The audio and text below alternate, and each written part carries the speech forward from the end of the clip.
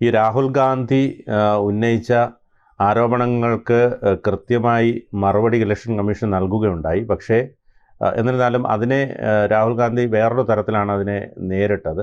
ഇന്നിപ്പോൾ ഇന്ത്യ സഖ്യത്തിൻ്റെ മഹാറാലിയൊക്കെ രാജ്യ തലസ്ഥാനത്ത് ചേരുന്നുണ്ട്. ഏതായാലും രാഹുൽ ഗാന്ധി ഉന്നയിച്ച ആരോപണങ്ങൾ കൃത്യമായി തെളിയിക്കാൻ രാഹുൽ ഗാന്ധിക്ക് കഴിഞ്ഞില്ല എന്നുള്ളത് എല്ലാവരും മനസ്സിലാക്കി കഴിഞ്ഞു. പക്ഷേ ഇനി എന്താണ് ഇക്കാര്യത്തിൽ സംഭവിക്കുക? ഉന്നയിച്ച ആരോപണങ്ങൾ ശരിയോ തെറ്റോ എന്നുള്ളത് അവിടെ നിൽക്കട്ടെ. ഈ ഇന്ത്യ സഖ്യം ഇപ്പോൾ വലിയ റാലി നടത്തുന്നുണ്ട്. എന്തെങ്കിലും ഒരു ഇഷ്യൂ വരുമ്പോൾ ഒന്നിച്ചു കൂടുന്നതാണോ ഇന്ത്യ സഖ്യം? ഇതിപ്പോൾ അതിനകത്ത് പാറ്റയും പഴുതാരയും പുലിയും സിംഹവും എല്ലാം ഉണ്ട്. എപ്പോഴെങ്കിലും അവരുടെ ഒരു സഖ്യം അത് പ്രയോജനപ്രദമായിട്ടുണ്ടോ? കഴിഞ്ഞ ഇലക്ഷനിൽ പോലും ഒരുപാട് പടലപ്പിണക്കങ്ങളും ചിലർ വിട്ടുനിൽക്കലും. ഇപ്പം തൃണമൂൽ കോൺഗ്രസിൻ്റെ മമതാ ബാനർജി കോൺഗ്രസിൽ നിന്നും വിട്ടുപോകുന്ന ആളാണ്. ഇപ്പോൾ ഒരു ഇന്ത്യ സഖ്യം ഒരു വലിയ ഭീമനെ നേരിടാൻ വേണ്ടി ഇവരെല്ലാം കൂടെ ഒന്നിച്ചു ചേർന്നെങ്കിലും പലപ്പോഴും ഘടകവിരുദ്ധമായ പ്രവർത്തനങ്ങളാണ് പലപ്പോഴും എടുത്തിട്ടുള്ളത് പല പാർട്ടികളും. അപ്പോൾ അതുകൊണ്ട് ഇപ്പോൾ ഈ മഹാറാലി നടത്തുന്നത് കൊണ്ട് ഉടനെ ഇലക്ഷൻ കമ്മീഷൻ ഭയപ്പെടുമോ, BJP ഭയപ്പെടുമോ എന്നൊന്നും ഞാൻ വിചാരിക്കുന്നില്ല.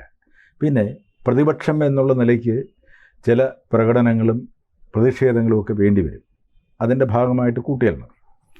എന്തായാലും ഈ രാഹുൽ ഗാന്ധി ഉന്നയിച്ച വിഷയം, ആ വിഷയത്തിൽ കള്ളവോട്ടുകൾ നടന്നിട്ടുണ്ട്. 1,30,000 വോട്ടിൻ്റെ കാര്യം പറയുന്നുണ്ട്. അത്രയൊന്നും നടന്നില്ലെങ്കിൽ കള്ളവോട്ടുകൾ നടന്നിട്ടുണ്ട് എന്ന് പ്രത്യക്ഷത്തിൽ ബോധ്യപ്പെടും. അതെ, ഇപ്പോൾ ഒരു സ്ത്രീയുടെ പേരാണല്ലോ പറഞ്ഞു കേൾക്കുന്നത്. അവർക്ക് 2 ബൂത്തിൽ വോട്ടുണ്ടായിരുന്നു, 2 ബൂത്തിൽ വോട്ട് ചെയ്തു എന്നാണ് പറയുന്നത്. പക്ഷേ ഇലക്ഷൻ കമ്മീഷൻ പറയുന്നു അവരൊരു സ്ഥലത്തെ വോട്ട് ചെയ്തുള്ളൂ. അവർ 10-20 വയസ്സായ ഒരു സ്ത്രീയാണ്. അവരോട് ചോദിച്ചപ്പോൾ അവരൊരു സ്ഥലത്തെ വോട്ട് ചെയ്തിട്ടുള്ളൂ എന്ന് പറയുന്നു. ആ ചോദ്യം പ്രസക്തമല്ല. കാരണം കള്ളവോട്ട് ചെയ്യാൻ ഇയാൾ തന്നെ പോകണമെന്നില്ല. അതെ, ഇപ്പം ഞാൻ CPM-ൻ്റെ പാർട്ടി ഗ്രാമങ്ങളിൽ നടക്കുന്ന കാര്യം പറഞ്ഞിട്ടില്ല. പലപ്പോഴും ചിലർക്ക് വേണ്ടി മറ്റു ചിലരാണ് വോട്ട് ചെയ്യാൻ പോകുന്നത്, സ്ഥലത്തില്ലാത്തവർക്ക് വേണ്ടിയൊക്കെ. അവിടെ ഈ ബൂത്ത് ഏജന്റുമാർ കണ്ണടയ്ക്കും. കാരണം അല്ലെ നാളെ തല കാണില്ല. BLO-മാർക്ക് അത്ര കൃത്യമായി തിട്ടമുണ്ടാവില്ല. പിന്നെ ആധാർ കാർഡിലെ ഫോട്ടോ എന്നൊക്കെ പറഞ്ഞാൽ ഒരിക്കലും മനസ്സിലാവുന്ന തരത്തിലായിരിക്കില്ല. അപ്പോൾ ഇങ്ങനെ ആ ബൂത്തിൽ ഇപ്പോൾ ഈ സ്ത്രീയുടെ പേരിലുള്ള വോട്ടർ പട്ടികയിലെ പേര് വെച്ച് മറ്റാരെങ്കിലും ആയിരിക്കും വോട്ട് ചെയ്തിരിക്കുക. പക്ഷേ ഇലക്ഷൻ കമ്മീഷൻ അവർ 2 വോട്ട് ചെയ്തിട്ടില്ല എന്ന് മാത്രമേ പറയുന്നുള്ളൂ. അവരുടെ പേരിൽ മറ്റാരെങ്കിലും വോട്ട് ചെയ്തിട്ടുണ്ടോ എന്ന് പറയുന്നില്ല. ഇതാണ് പ്രത്യക്ഷത്തിൽ നമുക്ക്. അപ്പോൾ രാഹുൽ ഗാന്ധി പറഞ്ഞ കാര്യങ്ങളെ അവഗണിക്കാതെ അതിന് ക്ലാരിഫിക്കേഷൻ കൊടുക്കേണ്ട ഉത്തരവാദിത്വം ഇലക്ഷൻ കമ്മീഷനുണ്ട്. അതിന് BJP കള്ളം ചെയ്തിട്ടില്ലെങ്കിൽ BJP അതിന് പൂർണ്ണമായി പിന്തുണ കൊടുക്കണം. ഇത് തെളിയിക്കാൻ ഞങ്ങൾ തയ്യാറാണ് എന്ന് പറയാൻ തയ്യാറാവാത്രത്തോളം കാലം മനുഷ്യരുടെ ഉള്ളിൽ ഈ ഒരു സംശയം ബാക്കി നിൽക്കും. പിന്നെ ഞാൻ പറഞ്ഞില്ലേ, ഈ സംശയം മാത്രമാണോ, ഇതിൽ യാഥാർത്ഥ്യമുണ്ടോ?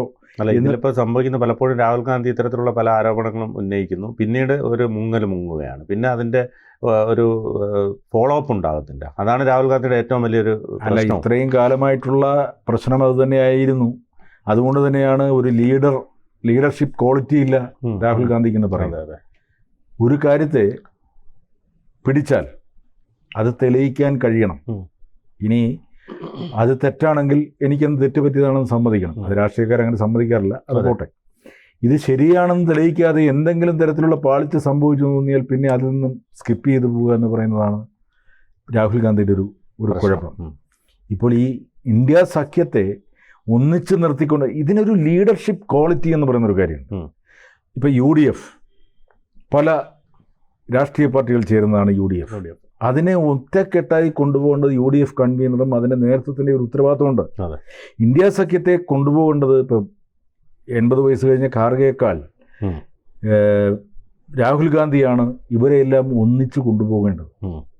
അവിടെ മറ്റാരുടെയും ഈ ചെവി തിന്നുന്നവരുടെ അഭിപ്രായ പ്രകടനങ്ങൾ കേൾക്കാതെ സ്വന്തമായി ചില തീരുമാനങ്ങൾ എടുക്കണം. രാഹുൽ ഗാന്ധിക്ക് അതിന് കഴിയുന്നില്ല എന്നാണ് പറയുന്നത്. ഇപ്പം നമ്മുടെ കേരളത്തിൽ നിന്ന് പോകുന്ന KC വേണുഗോപാലാണ് പ്രധാന ഉപദേശകൻ എന്ന് പറയുന്നത്.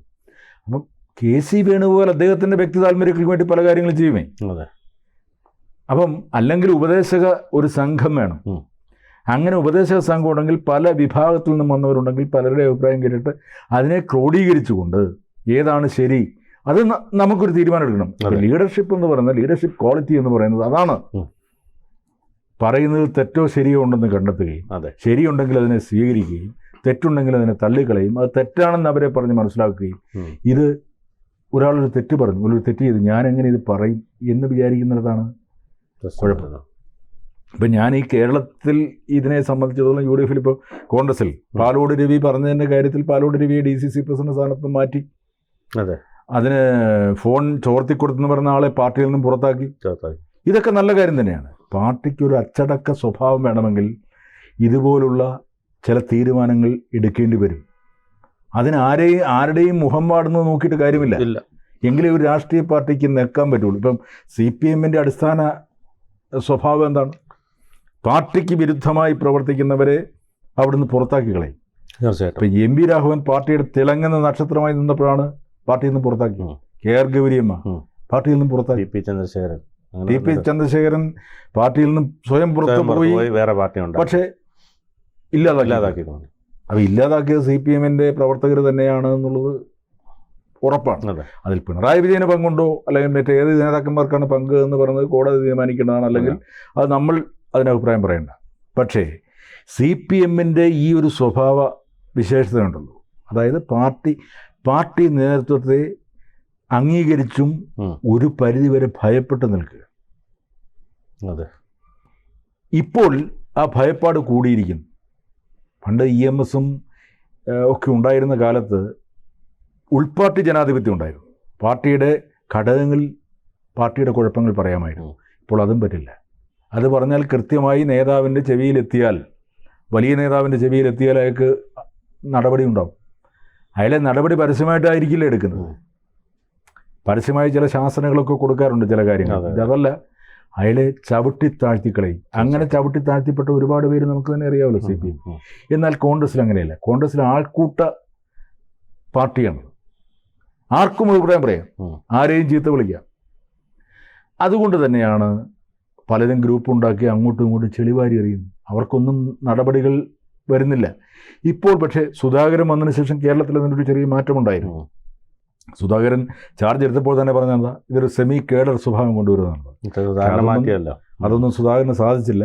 അതിന് മുമ്പ് പോകേണ്ടി വന്നു. അത് ആരോഗ്യ പ്രശ്നങ്ങളാണോ അതോ പാർട്ടിയിലെ പ്രശ്നങ്ങളാണോ ഒന്നും നമുക്കറിയില്ല. എന്തായാലും രാഹുൽ ഗാന്ധി എന്ന് പറയുന്ന ആള് എഫേർട്ട് എടുക്കുന്നുണ്ട് തീർച്ചയായിട്ടും. പക്ഷെ അത് ഫുൾഫിൽ ചെയ്യാൻ പറ്റുന്നില്ല.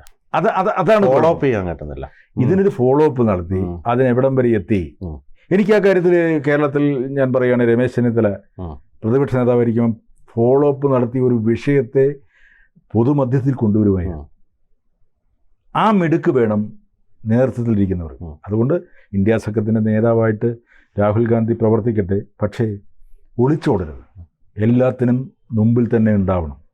കാരണം രക്തസാക്ഷിത്വം വഹിച്ച ഒരു ഗ്രാൻഡ് മദറിൻ്റെയും ഒരു പിതാവിൻ്റെയും പരമ്പരയാണ്. അത് നശിപ്പിച്ചു കളയരുത്.